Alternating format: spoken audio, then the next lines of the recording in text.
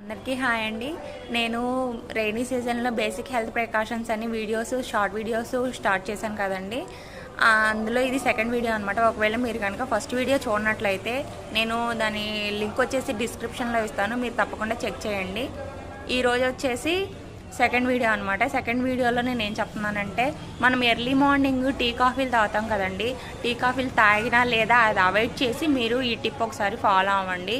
అల్లము, తులసాకులు, lemon, turmeric powder ఒక glass వాటర్లో కలిపేసి ఆ బౌల్లో వేసేసి అవి బాగా మరిగిన తర్వాత అందులో కొంచెం హనీ కానీ బెల్లం కానీ కలుపుకొని పిల్లల నుంచి పెద్దవాళ్ళ వరకు ఎవరైనా తాగొచ్చండి.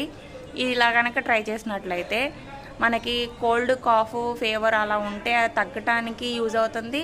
అండ్ ఈ రైనీ సీజన్లో అవి రాకుండా ఉండటానికి కూడా హెల్ప్ అవుతుంది. మీకు కనుక ఈ టిప్ నచ్చినట్లయితే తప్పకుండా ఫాలో అవ్వండి. అండ్ మీకు ఎలా అనిపించిందో నాకు తప్పకుండా కామెంట్ సెక్షన్లో తెలియజేయండి. Thank you.